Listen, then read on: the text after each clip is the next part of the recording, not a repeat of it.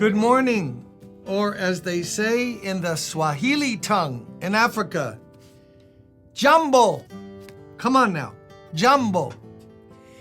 Can I tell you something? Some devoted listener, and I appreciate this so much, sent me like a coloring thing. She must have assessed my age as my mental age. So this is People Say Hello, a hello world, all across the world. I've got pictures, and Swahili is Jambo. Jambo, not hola, Jambo. Not Ohio, Jambo. How are you this morning? We begin another week, and we're reading in 1 Samuel 22. We're getting through this. David's on the run. King Saul's chasing him. Jonathan, Saul's son, is caught in the middle. Devoted to David, who's his best friend, BFF, and Saul doesn't know what to do because God keeps protecting David. David left Gath. That's where he was. Remember last week with the Philistines? He panicked, lost his faith in God, and started to act like a lunatic so that they wouldn't feel intimidated by his presence and threatened. So he was drooling and drawing on the wall. What a picture. We've all been that way, right? One way or another. Drooling, drawing on the wall, which is another way of saying instead of trusting God, we take things into our own hands and try to figure our way out of the mess. He left Gath and escaped to the cave of Adullam. Certain psalms are ascribed to this time in his life when he was in the cave. When his brothers and his father's household heard about it, they went down to him there. All those who were in distress or in debt or discontented gathered around him, and he became their commander. About 400 men were with him. Now, why would God put that in the Bible, the makeup of his army of 400? First of all, David here is a picture of Christ, which we'll get to, a symbol, a type, T-Y-P-E, of Christ. Notice what his father did, Jesse, and his brothers. They joined him knowing he was on the run.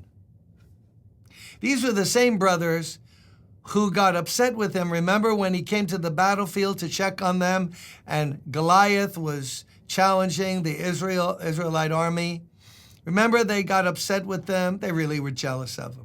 Always remember that.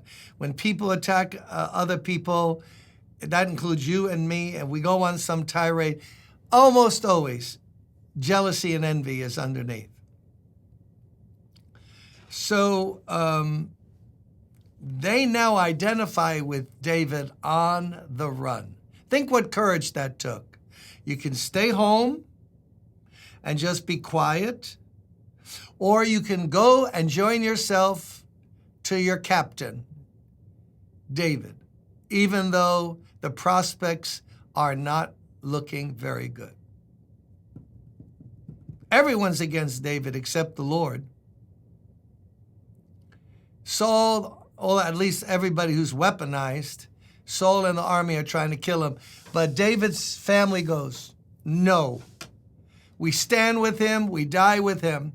Now maybe Saul had started looking for the family of David too. You don't know because Saul, as we've already been, wait till you get to some of this, what we're going to read. Saul is a case of spiritual insanity, madness. But notice who else is joining David. Isn't this a picture of Jesus and the crowds who gathered around him and committed and believed in him? All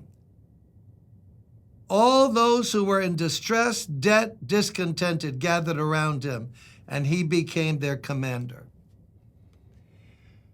To the natural eye, what a motley crew. People in debt, people in trouble, people discontented with the way Saul was running things in Israel. They identified with David. But someone could have said, don't join David. David is not who you want to link up with. That's how it is right now in our culture. It takes courage to be an out-and-out Christian and link your name with Jesus. Yeah. Because that name, abuse is hurled at it. People might even let you say God or Lord around them, but don't mention Jesus. Jesus foretold this. You'll be hated by all men for my name's sake. Just that name. So does the name embarrass you? Embarrass me? Are we going to back up and just say, I believe in God? No. We believe in Jesus, God's Son, Savior of the world. Died on the cross, buried, risen again, went back to heaven, coming again, where he will judge the living and the dead.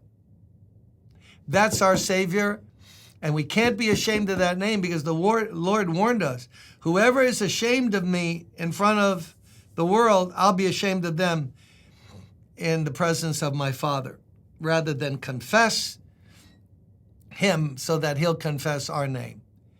So that's a choice you have to make every day of your life. Are we going to be all out for Jesus and identify with him? See, some of those people, hey, Mordecai, where are you all heading? Oh, I'm going out of town. I'm going to link up with David. David? Don't link up with David. That's a good way to get killed. Saul's after him, and he's got the army behind him. David is not a good place to rest. But they were committed to their captain, their king. He wasn't king yet, but in their hearts he was king. How about you and I today? Let's stand for Jesus. Oh, just had a memory. That's way back. I haven't heard that song in decades and decades. Stand up for Jesus. Forget Republicans and Democrats. Stand up for Jesus today. Confess him. Share the good news about him. Let's be Christians today in the name of the Lord. See you tomorrow.